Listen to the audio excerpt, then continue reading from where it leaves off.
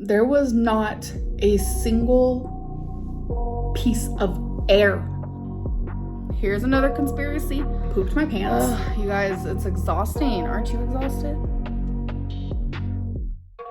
Anyone should go and have like a slew of medical issues. Like I don't think this type of speculation is healthy. Speculating someone's health, like you guys confused? Imagine how I was feeling.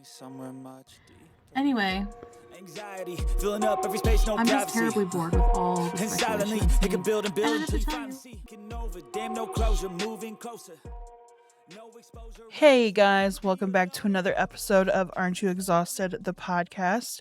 I'm your host, Ashley, and unfortunately, my loving husband isn't joining me tonight. He's had a pretty hectic week. And if you hear my cats, no you don't. No you don't. Anyways, tonight we are going to be discussing some key points in Amber's most recent live streams and keep pondering why she has the audience she does, because y'all, that woman is not a good woman and is a bit dangerous. So get your favorite snack, make sure your potatoes are mashed, and read up where Russia is on the map of the world. Don't forget to feed your binge monsters, people. They need food to survive. And are you ready? Because we're about to get discussing some pretty serious stuff.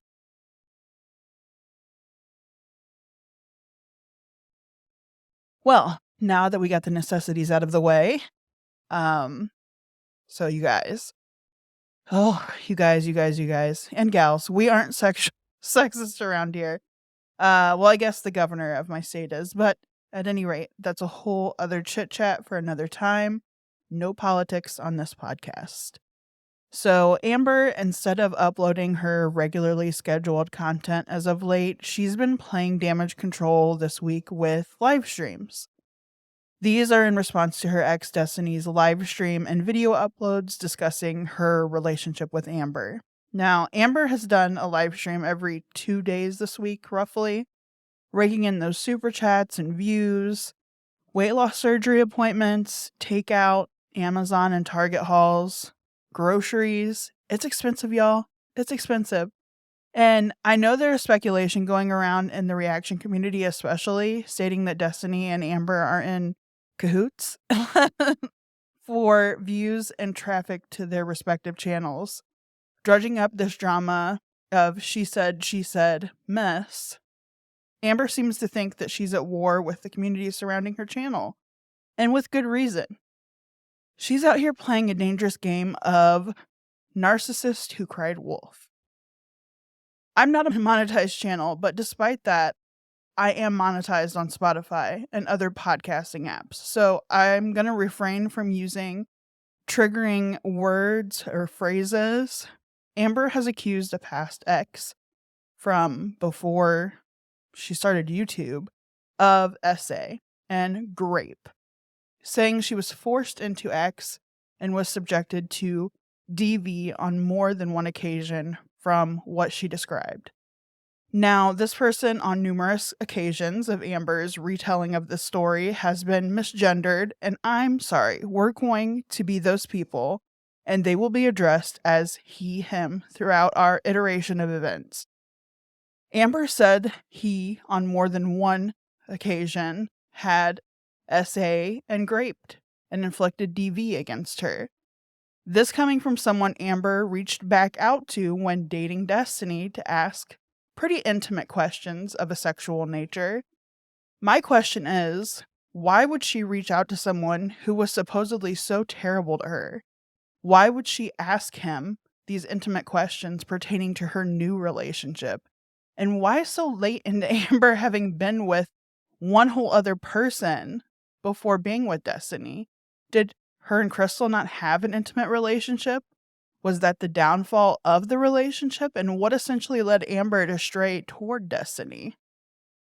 Now, Amber was quick to have responses to her viewers claiming she too was a cheater in the past, of course, when she was much younger. She claimed like 16, 17. The same kind of cheater she claimed of her ex Destiny. Amber had been on an emotional level a cheater in each relationship, having been in contact with each of the people she later got into relationships with not long after ending her current relationships. Amber claimed that in each relationship prior to Destiny, she'd had open relationships. So with Cassidy and Casey or Cassidy. Now I'm confused. I don't know which name he's going under now. I'm gonna say Cassidy. Casey. Fuck. Somebody tell me in the comments below.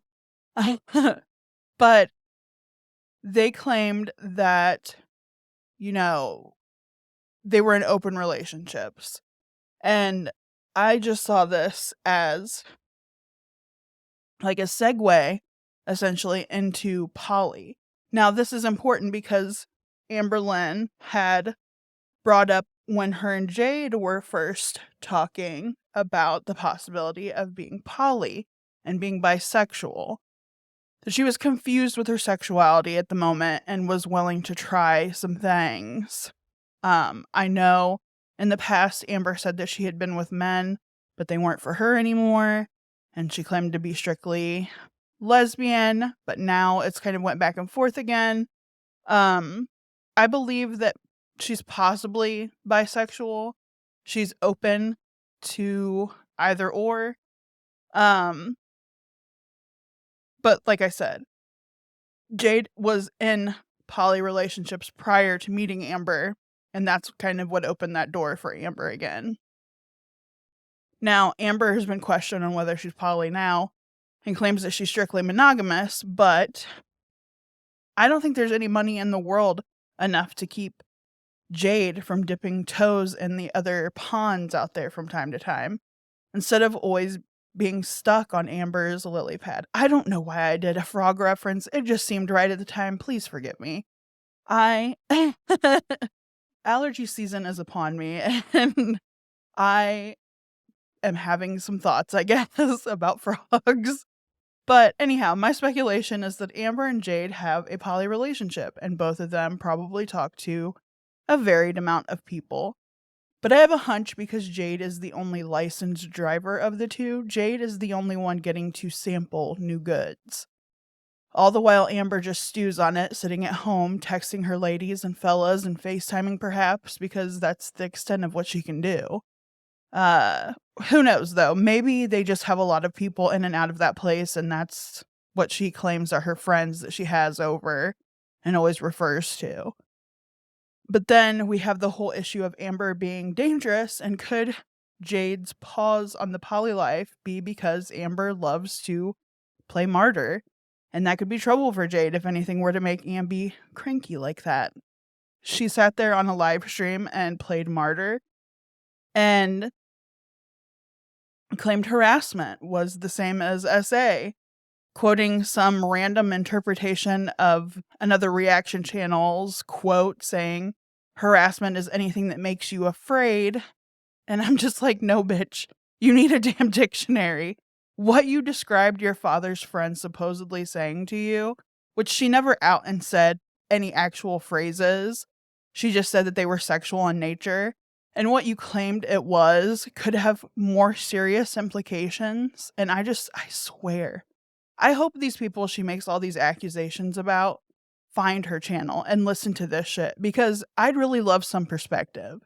And the fact that her view of SA is on par with harassment makes me question her other very serious claim against a family member. Was it a cousin? The fact that even when telling someone online about the incident via Q&As on Instagram and other social medias she's had in the past, and the retelling of it plenty of times throughout her YouTube career, she never once corrected herself on her older posts. And mind you, she was an adult and away from her family. She never corrected who was the one who did this very traumatic thing to her until more recently.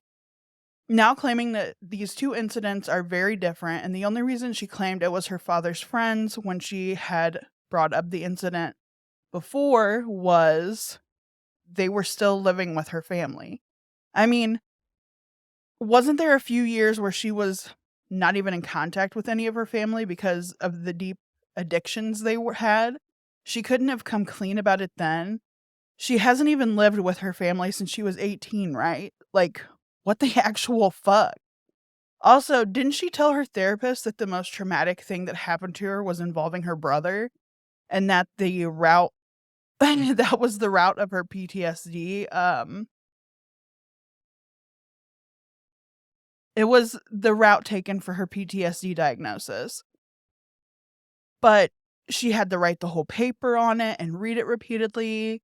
Like, how was your brother being caught in a blinds cord more traumatic than a family member essaying you and you not being able to tell anyone about it until you were an adult?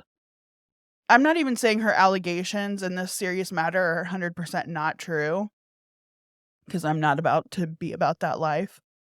But I'm just saying, like, our girl is known to exaggerate a story for content, and it is not new to exaggerate things revolving around her family, for an instance, because, I mean, look at the incident with her aunt, claiming her aunt was fat phobic and didn't want a relationship with her because she was fat. Amber knows her weight is a magnet to people who are fat phobic and craves attention she didn't get from her friends and family and parents growing up. That, like, it's not below her to willingly and constantly put herself in these overly dramatized victim scenarios that she leaves just vague enough that you'd swear she just listened to a few cold case files and added them into her childhood history for some spice. Because honestly, looking over the parts I believe are exaggerated for content, she probably did have a shit upbringing. Like, dealing with addicted parents is rough. Being in a foster care system on and off until you aged out probably fucking sucked. She was probably known as the fat, stinky, poor girl. And that shit, it carries with you throughout life. And she probably developed a lot of behavioral issues to cope. I mean, no one's blaming her in that instance.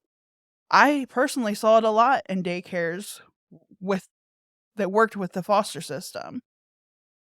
care system. Mental health things are scary, kids, but so is a person who goes around using words like SADV and grape all willy-nilly. At any rate, I have blabbered on long enough for tonight.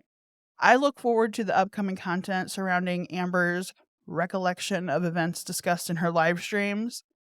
Mr. Snowflake will be putting out something here soon. I know he's stated he's working on a number of videos surrounding some of Amber's statements made from her live streams, so I'm looking forward to those. And you know what, you guys? I will see you on the next one. Happy Pride Month for those that are celebrating it, for the allies. Love you guys. Be safe out there. And yes, even you, Amber. Happy Pride Month. That's all for me tonight, you guys. Bye. See you next time.